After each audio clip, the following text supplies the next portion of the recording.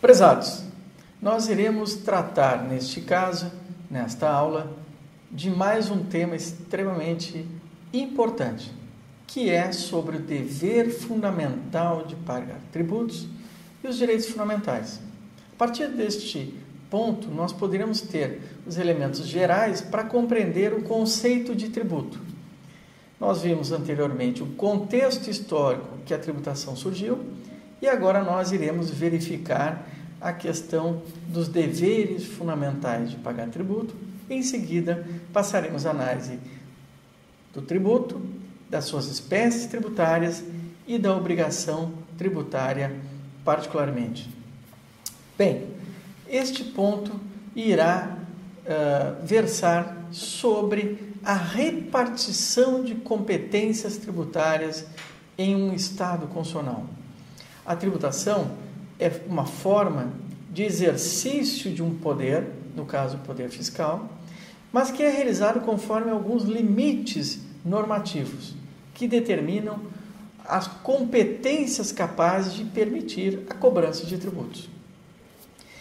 A ideia de um dever fundamental de pagar tributos deve relacionar-se diretamente com a ideia de competências tributárias explícitas. E ela supera, de uma forma muito importante, o modelo anterior que entendia que a tributação era uma mera manifestação legal. Em nosso entendimento, a tributação é uma manifestação constitucional, que deriva do âmago, da essência do poder constitucional e que se realiza por meio da legislação. Qual é o objetivo geral da tributação? O objetivo geral da tributação é realizar os fins, as finalidades do texto constitucional. A Constituição possui como finalidade maior a consagração da dignidade da pessoa humana. Essa consagração da dignidade da pessoa humana aparece no direito tributário como realização e respeito aos direitos do contribuinte. O cidadão em um Estado constitucional é, ao mesmo tempo, destinatário de políticas públicas, de ações públicas, mas também ele é a origem dos recursos necessários para o financiamento dos direitos fundamentais. Esses recursos serão necessários para a promoção dos direitos fundamentais, mas para isso o contribuinte deve estar protegido, ele deve ter uma proteção a uma ação abusiva do Estado que tenda a lhe retirar a liberdade que a Carta lhe outorga e que lhe estabelece. Portanto, nós temos que o pleno respeito à dignidade do contribuinte é uma forma de realização da própria dignidade da pessoa humana. Para isso, a Constituição, se por um lado é uma carta de poderes, de deveres, de competências, ela é também a Carta das Liberdades, a Carta dos Direitos e o Estatuto do Contribuinte. Ela é Estatuto do Cidadão e do cidadão na condição de contribuinte.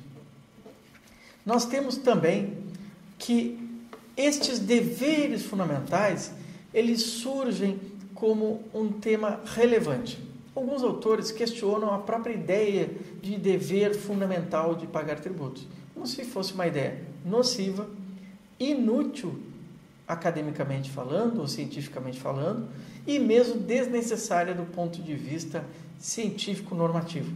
Nós cremos que a categoria dos deveres fundamentais de pagar tributos é uma categoria precisa, necessária e importante para se determinar esse estatuto da tributação como um estatuto constitucional, derivado do âmago, da essência do texto constitucional e não uma mera manifestação do poder, uma mera manifestação de vontade do soberano fiscal.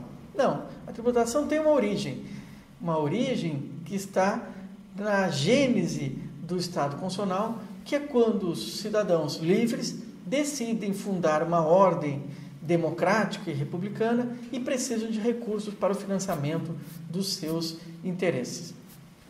Nós vamos encontrar na obra de Casal Tanabás professor português da mais elevada importância, que escreveu uma obra monumental denominada O Dever Fundamental de Pagar Impostos.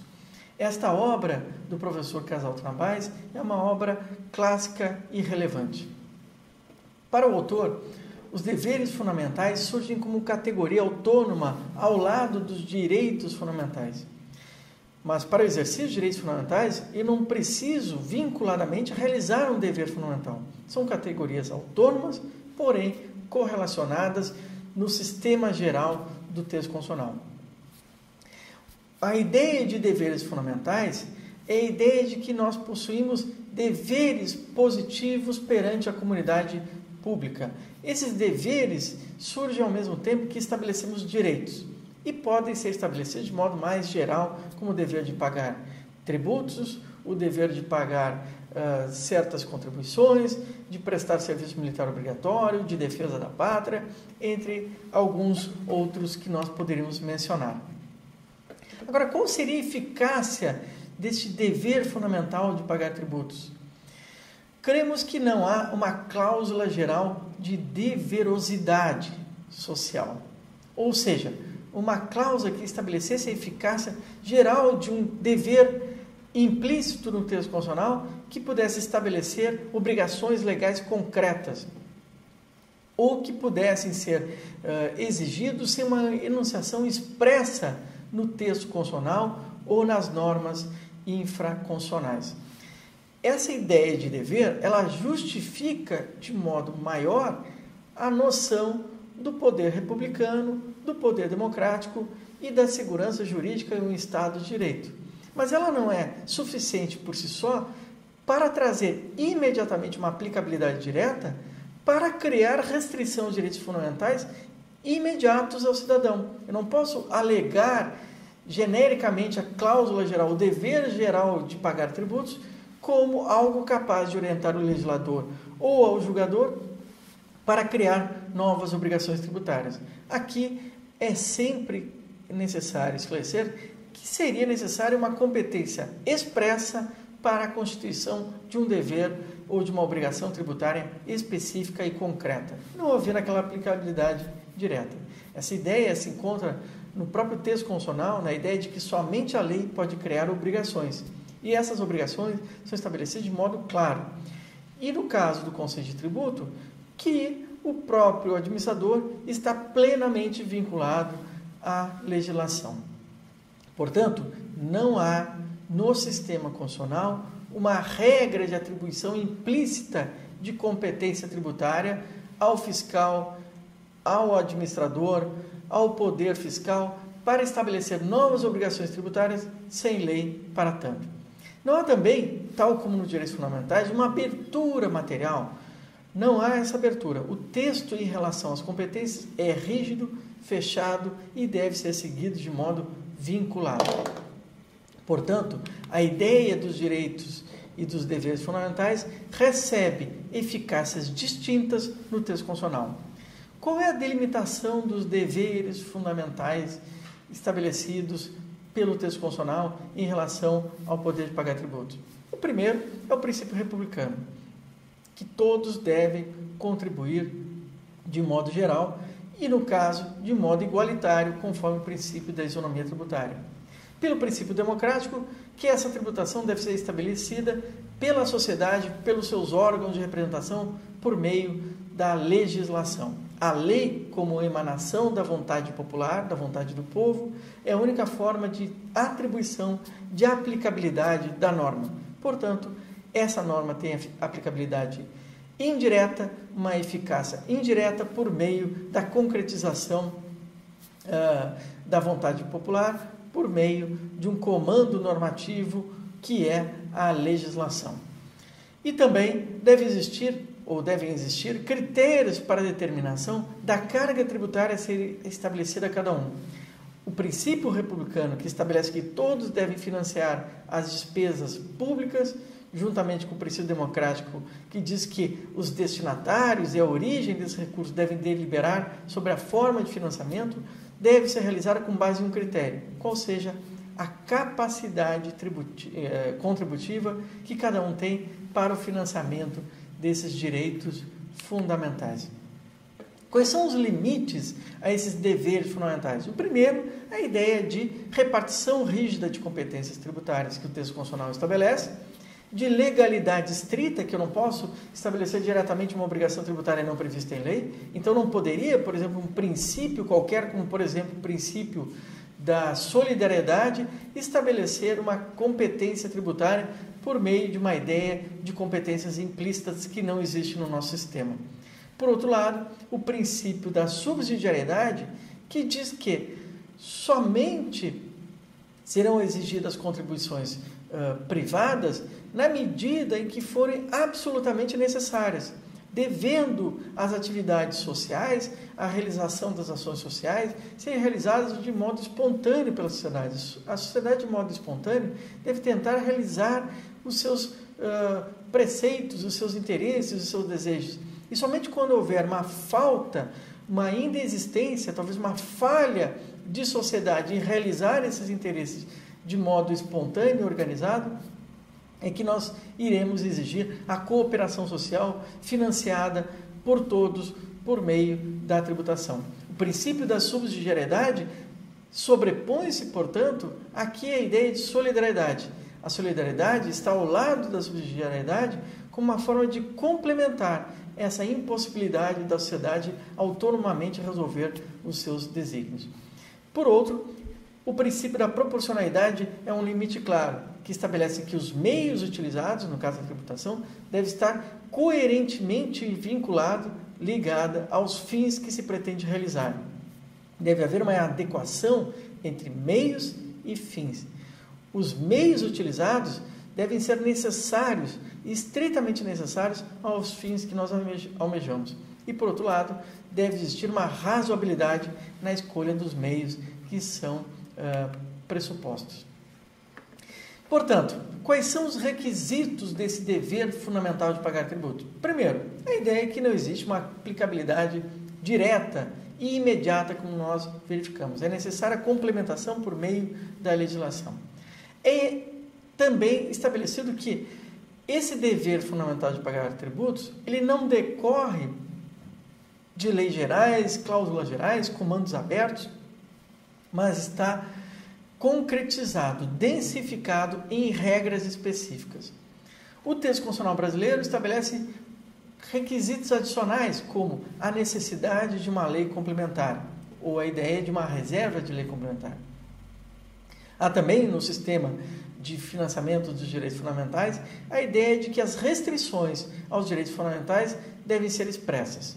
Não há uma cláusula geral que autorize restrições a direitos fundamentais de forma não autorizada expressamente pelo texto constitucional. Deve existir também um respeito ao conteúdo essencial do texto constitucional. Não podem cláusulas pétreas serem revogadas por meio de uma chamada, de um clamor por um dever geral e abstrato. Se isso fosse possível, nós cairíamos em uma contradição ou um paradoxo, no qual a nossa Carta de Liberdades, que é o texto constitucional, se transformaria apenas em uma carta de competências, estabelecida talvez por uma única cláusula aberta que permitiria a exigência de cada um de seu dever de pagar tributos sem a respectiva mensuração, ponderação ou necessidade. Desse modo, o sistema que é estabelecido pelo texto constitucional, que é de proteção aos direitos fundamentais, de realização da dignidade da pessoa humana, é um sistema de liberdades, oposto aos sistemas históricos anteriores, que é um sistema de opressão, sistema de domínio, de governabilidade, de governo sobre outra classe. Aqui nós temos um sistema de liberdades que articula pessoas, indivíduos, na condição de cidadãos que querem realizar os seus interesses mais importantes. A ideia de que existe um dever fundamental de pagar tributos também surge como um contraponto aos modelos de estados anteriores que nós encontramos. Os modelos anteriores diferem claramente do modelo atual. Vejamos, por exemplo, no estado feudal ou medieval, como alguns pretende afirmar, em que as receitas do Estado decorriam do patrimônio que existia no Estado. Era do conjunto do patrimônio. Quanto maior o patrimônio que tivessem os governantes, os senhores, os reis e os nobres, maior seria a proporção desse Estado. Então, era um Estado fundado sobre receitas no patrimônio real, que estavam guardados no tesouro real. Quanto maior o tesouro real, maior o poder real. Nós passamos a um Estado moderno que também não se financiava nos tributos, mas em uma atividade comercial, uma ação comercial em que o Estado desenvolvia guerras, ações, conquistas e uma atividade empreendedora para o seu financiamento. Nós encontramos também em um outro modelo de Estado diferente, que é o Estado socialista ou comunista, a ideia de que as riquezas são públicas, coletivas, planificadas e decorrem do monopólio dos fatores de produção, tendo a tributação, nesses casos, um papel residual, tão residual quanto possui a propriedade privada em uma sociedade de propriedade coletiva ou planificada. A liberdade fiscal aqui é tão reduzida quanto a liberdade geral que está submetida aos desígnios do coletivo. Ou em algumas formas de Estado que sobrevivem de modelos extrativistas em que se retiram algumas riquezas do petróleo ou de um outro elemento como o gás, o ouro ou mesmo o jogo. O Estado fiscal é um Estado fundamentado na ideia de pagamento de tributos. A ideia de que tem-se um dever de contribuir com a esfera pública por meio da entrega de um valor sob a forma de tributos é uma forma radicalmente nova. Nós encontramos uma passagem do Estado fiscal para o nosso Estado tributário. O Estado tributário ele tem algumas diferenças importantes em relação ao Estado fiscal. Uma delas é que o modelo de Estado no Estado tributário é governado pela proteção, mas não só a proteção dos direitos do contribuinte, mas a promoção dos direitos fundamentais. É um Estado participativo, em que a sociedade delibera os fins e os meios que serão utilizados para se alcançar aqueles fins.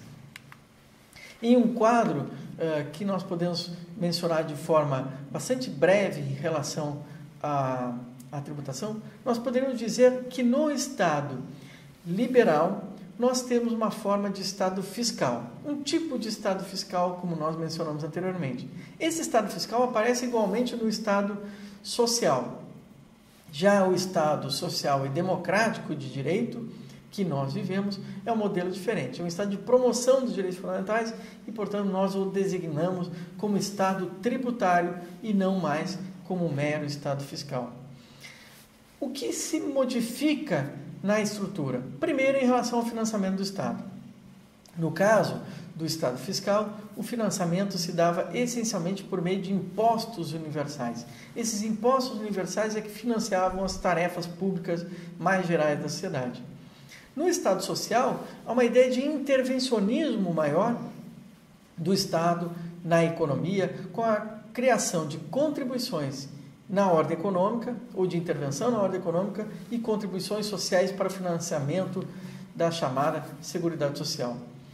O Estado social e democrático é um Estado que vai, além daqueles elementos clássicos de impostos e contribuições, também introduzir a ideia de indução de comportamentos por meio da extrafiscalidade, substituindo muitas vezes a intervenção direta na economia por uma ordenação por meio de indução de comportamentos, não havendo a intervenção direta, mas indicando caminhos mais adequados à ação.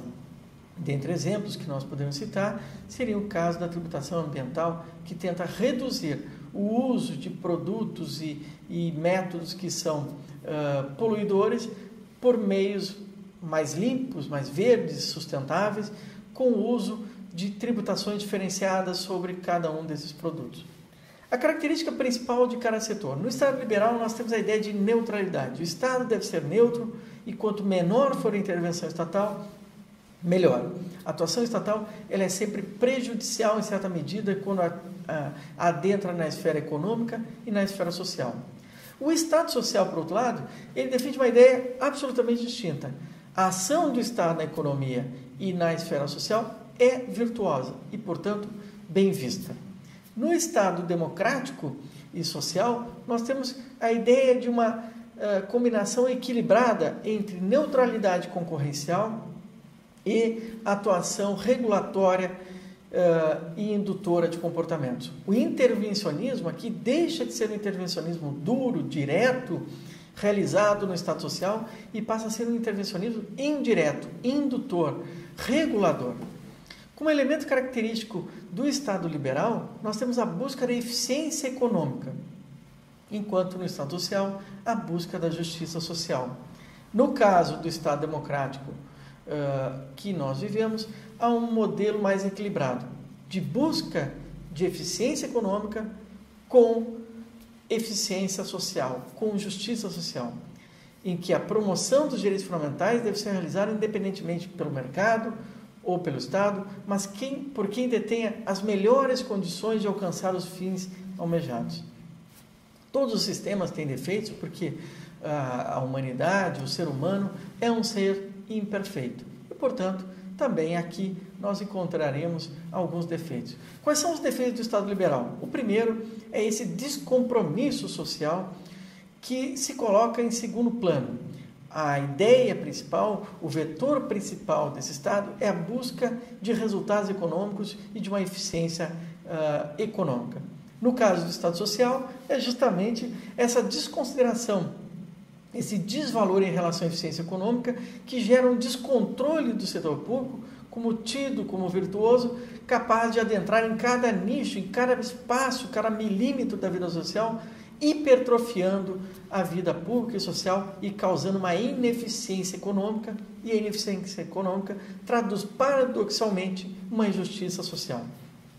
No caso do Estado social e democrático, nós temos a possibilidade e a real possibilidade dessa manutenção dos defeitos anteriores, tanto de ineficiência econômica quanto de manutenção da justiça social. Portanto, os desafios de um Estado tributário são elevados, os de realizarem uma justiça fiscal social com eficiência econômica. Bem, com isso, brevemente, nós encerramos esta aula e veremos em seguida, na próxima aula, o conceito de tributo. Muito obrigado.